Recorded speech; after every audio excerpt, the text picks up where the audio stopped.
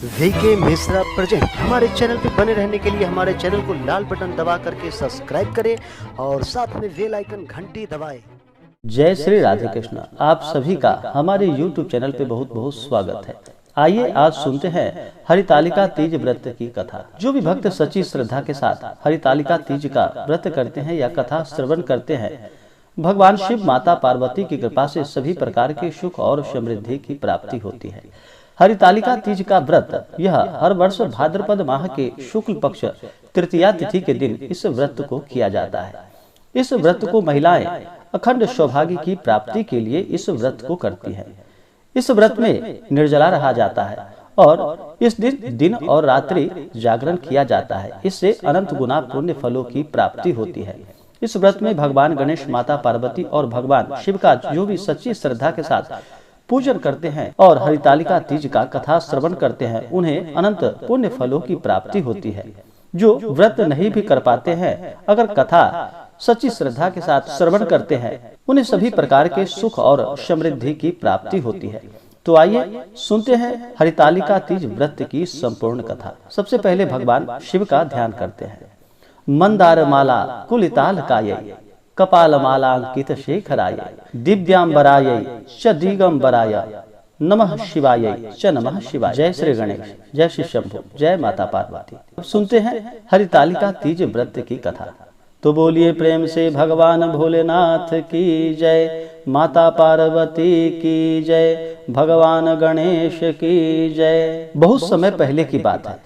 सूत जी कहते हैं कि मंदार की माला से जिन माता पार्वती जी का केश पास अलंकृत है और मुंडू की माला से जिन भगवान शिव जी की जटा अलंकृत है, जो पार्वती दिव्य वस्त्र धारण की है और जो भगवान शिव जी दिगंबर, ऐसे ही श्री पार्वती जी तथा भगवान शिव जी को बारंबार प्रणाम करता हूँ। रमणीक कैलाश पर्वत के शिखर पर बैठी हुई श्री माता पार्वती जी कहती है कि हे महेश्वर, हमें कोई ऐसा गुप्त व्रत या पूजन बतलाइए जो सब धर्मों में सरल हो, जिसमें परिश्रम भी कम करना पड़े लेकिन फल अधिक मिले। हे नाथ, यदि आप मुझ पर प्रसन्न हो तो यह विधान बतलाइए। हे प्रभु, किस तप, व्रत या दान से आदि मध्य और अंत रहित आप जैसे महाप्रभु हमको प्राप्त हुए हैं। भगवान शिव जी बोले कि हे देवी, सुनो, मैं तुमको एक व्रत जो मेरा सर्वस्व और छिपाने योग्य है, लेकिन तुम्हारे प्रेम से वशीभूत होकर मैं तुम्हें बतलाता हूँ। जैसे नक्षत्रों में चंद्रमा, ग्रहों में सूर्य, वर्णों में ब्राह्मण, देवताओं में विष्णु भगवान, नदियों में गंगा, पुराणों में महाभारत, वेदों में सामवेद और इंद्रियों में मन श्रेष्ठ है। सब पुराणों और वेदों का सर्वस्व जिस तरह कहा गया है, मैं तुम्हें एक प्राचीन व्रत बतलाता हूँ। एकाग्र से सुनो। जिस व्रत के प्रभाव से तुमने मेरा आधा आसन प्राप्त किया है, वह मैं तुमको बतलाऊंगा, क्योंकि तुम मेरी प्रेयसी हो। भाद्रपद माह में हस्त नक्षत्र से युक्त शुक्ल तृतीया तिथि को उसका अनुष्ठान मात्र करने से स्त्रियां सब पापों से मुक्त हो जाती हैं। हे देवी, तुमने आज से बहुत दिनों पहले हिमालय पर्वत पर इस व्रत को किया था। यह वृतांत मैं तुमसे कहूंगा। पार्वती माता ने कहा कि हे नाथ, मैंने क्यों यह व्रत किया था, यह सब आपके मुख से मैं सुनना चाहती हूँ। भगवान शिव जी कहते हैं कि भारतवर्ष के उत्तर की ओर एक बड़ा रमणीक और पर्वतों में श्रेष्ठ हिमवान नामक पर्वत है। उसके आसपास तरह तरह की भूमियां हैं, तरह तरह के वृक्ष उस पर लगे हुए हैं।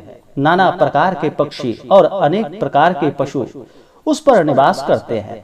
वहां पहुंचकर गंधर्वों के साथ बहुत से देवता, सिद्ध, चारण, पक्षीगण सर्वदा प्रसन्न मन से विचरते हैं। वहां पहुंचकर गंधर्व गाते हैं, अप्सराएं नाचती हैं। उस पर्वत राज के कितने ही शिखर ऐसे हैं कि जिनमें स्फटिक, रत्न और वैदुर्य मणि आदि के खाने भरी है। यह पर्वत ऊंचा तो इतना अधिक है कि मित्र के घर की तरह समझकर आकाश का स्पर्श किए रहता है, जिसके समस्त शिखर सदैव हिम से आच्छादित रहते हैं और गंगा जल की ध्वनि सदा सुनाई देती रहती है। हे पार्वती, तुमने बाल्यकाल में उसी पर्वत पर तपस्या की थी। 12 वर्ष तक तुम उल्टी टंग कर केवल धुआं पी कर रही थी। 64 वर्ष तक सूखे पत्ते खाकर रही।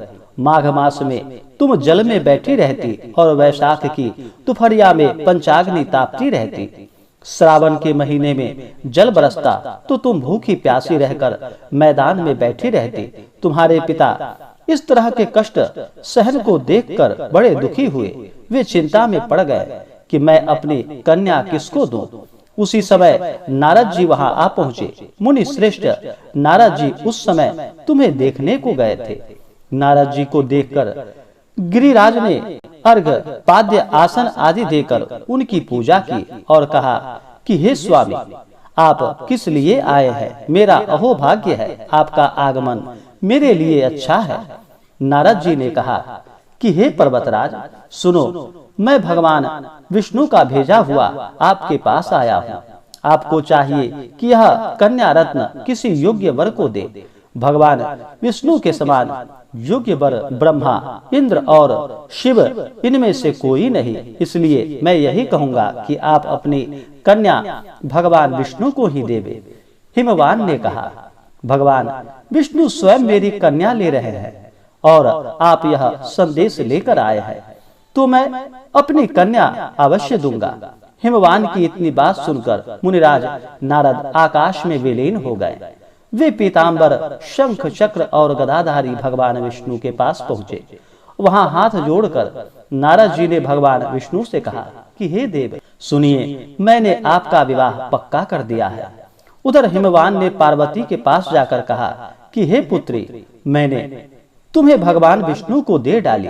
तब पिता की बात को सुनकर बिना उत्तर दिए ही तुम अपनी सखी के घर में रहने लगी। वहीं जमीन पर पड़कर तुम बड़ी दुखी हुई और विलाप करने लगी। तुमको इस तरह विलाप करते हुए देखकर सखी ने पास आकर कहा कि हे देवी, तुम क्यों इतना दुखी हो? इसका कारण बतलाओ। तुम्हारी जो कुछ इच्छा होगी मैं यथाशक्ति उसको पूरा करने की चेष्टा करूंगी, इसमें कोई संशय नहीं।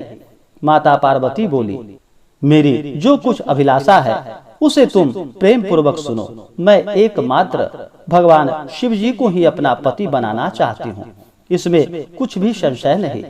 मेरे इस विचार को पिताजी ने ठुकरा दिया है, इसमें मैं अपने शरीर को त्याग दूंगी।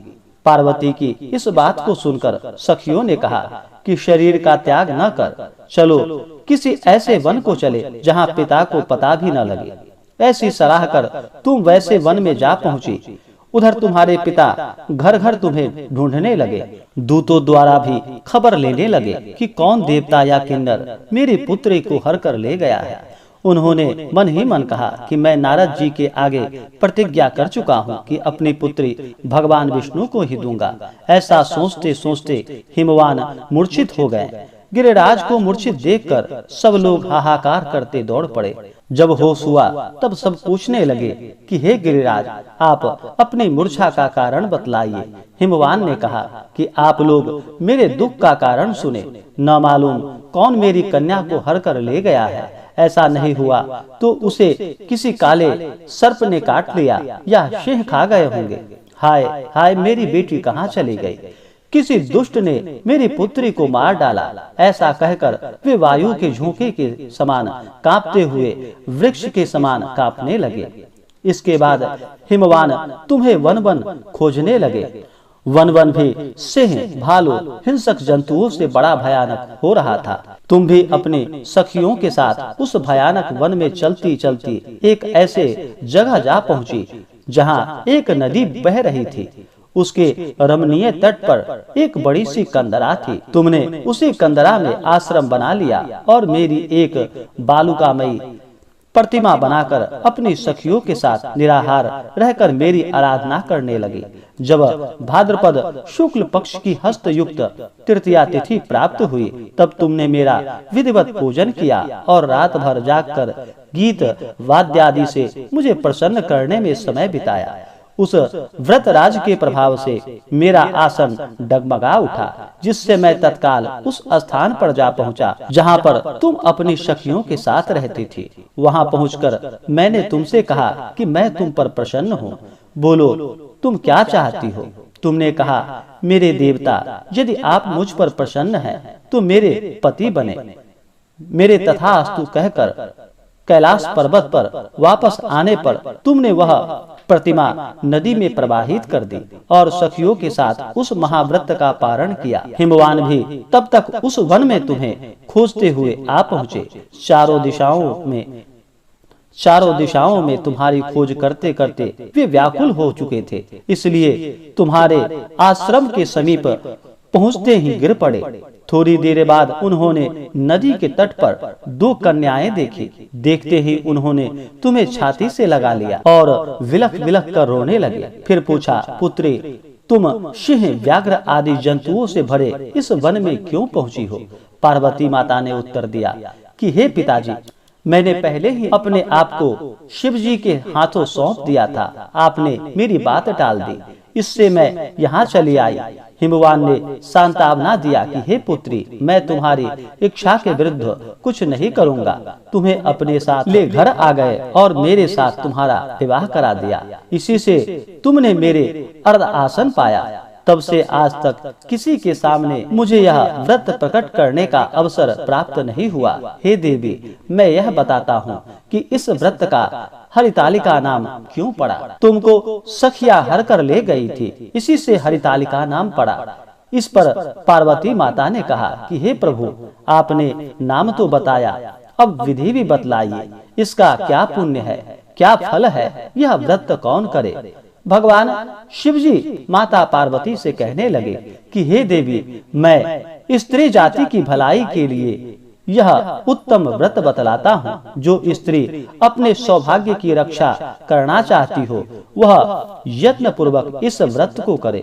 पहले कदली के खंभे आदि से सुशोभित एक सुंदर मंडप बनाए। उसमें रंग बिरंगी रेशमी कपड़ों से चंदवा लगाकर चंदन आदि सुगंधित द्रव्यों से वह मंडप लिपवावे। फिर शंख, भीरी, मृदंग आदि बजाते हुए बहुत से लोग एकत्रित होकर तरह तरह के मंगलाचार करते हुए उस मंडप में पार्वती तथा शिव जी की प्रतिमा स्थापित करे। उस रोज दिन भर उपवास कर बहुत से सुगंधित फूल, गंध और मनोहर धूप, नाना प्रकार के नैवेद्य आदि एकत्र कर मेरी पूजा करे और रात भर जागरण करे। ऊपर जो वस्तुएं बताई गई हैं, उनके अतिरिक्त नारियल, सुपारी, जमीरी नींबू, लौंग, अनार, नारंगी आदि जो फल प्राप्त हो सके उन्हें इकट्ठा कर ले।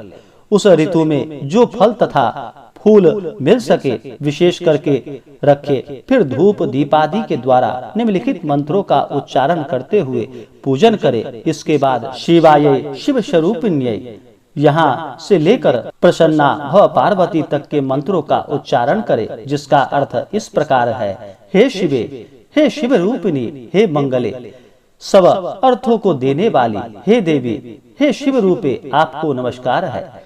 हे शिव रूपे आपको नमस्कार है। हे शिवे आपको सदा के लिए नमस्कार है। हे ब्रह्म रूपिणी आपको नमस्कार है। हे जगत धात्री आपको नमस्कार है। हे सिंह वाहिनी, संसार के भय से भयभीत मुझ दीन की रक्षा करो। इस कामना की पूर्ति के लिए मैंने आपकी पूजा की है। हे पार्वती, मुझे राज्य और सौभाग्य दो, मुझ पर प्रसन्न हो। इन्हीं मंत्रों से माता पार्वती तथा भगवान शिव जी की पूजा करे। तदंतर विधि पूर्वक कथा सुने और ब्राह्मण को वस्त्र, गौ, स्वर्ण आदि देवे। इस तरह एक चित्त होकर स्त्री पुरुष दोनों एक साथ पूजन करे। फिर वस्त्र आदि जो कुछ हो उनका संकल्प करे। हे देवी, जो स्त्री इस प्रकार पूजन करती हैं, वह सब पापों से छूट जाती हैं और उसे 7 जन्म तक सुख तथा सौभाग्य की प्राप्ति होती है। जो स्त्री तृतीया तिथि को व्रत न कर अन्न भक्षण करती है, अन्न को खाती है, तो वह 7 जन्म तक बंध्या रहती है और उसको बार बार विधवा होना पड़ता है। वह सदा दरिद्री पुत्र शोक से शोकाकुल स्वभाव की लड़ाकी सदा दुख भोगने वाली होती है और उपवास न करने वाली स्त्री अंत में घोर नरक में जाती है। तीज को अन्न खाने से शुकरी, फल को खाने से बंदरिया, पानी पीने से जोंक, दूध पीने से सांपिनी, मांसाहार करने से बाघिन, दही खाने से बिल्ली, मिठाई खाने से चींटी और सब खाने से मक्खी होती है। उस रोज सोने से अजगरी और पति को धोखा देने से मुर्गी होती है। इसलिए हर स्त्रियां व्रत अवश्य करे। दूसरे दिन स्वर्ण, चांदी, तांबा तथा बांस के पात्र में अन्न भरकर ब्राह्मण को दान दे और पारण करे। जो स्त्री इस प्रकार व्रत को करती है वह मेरे समान पति, और जब वह मरने लगती है तो तुम्हारे समान उसका रूप हो जाता है। उसे सब प्रकार के सांसारिक भोग और सायुज्य मुक्ति मिल जाती है। इस हरितालिका की व्रत कथा मात्र सुन लेने से प्राणी को 1000 अश्वमेध और सैकड़ों वाजपेयी यज्ञ करने का फल प्राप्त होता है। देवी, मैंने यह सब व्रतों में उत्तम व्रत बतलाया जिसके करने से प्राणी सब पापों से छूट जाता है। इसमें कुछ भी संशय नहीं है। तो बोलिए प्रेम से भगवान भोलेनाथ की जय, माता पार्वती की जय, भगवान गणेश की जय। जो भी जातक, जो भी भक्त सच्ची श्रद्धा के साथ हरितालिका तीज का व्रत करते हैं या कथा श्रवण करते हैं, भगवान गणेश, भगवान शिव, माता पार्वती की कृपा से सभी प्रकार के सुख और समृद्धि की प्राप्ति होती है। किसी भी व्रत या पूजन में सबसे पहले भगवान गणेश का पूजन किया जाता है। भगवान विघ्न विनाशक, सभी प्रकार के विघ्नों को हरने वाले हैं और अपने भक्तों को सुख और समृद्धि प्रदान करने वाले हैं। तो इस दिन सुबह ब्रह्म मुहूर्त में उठ करके नित्य क्रियाओं से निवृत्त होकर के गंगा नदी में या घर के जल में ही थोड़ा सा गंगा जल मिला करके स्नान करना चाहिए।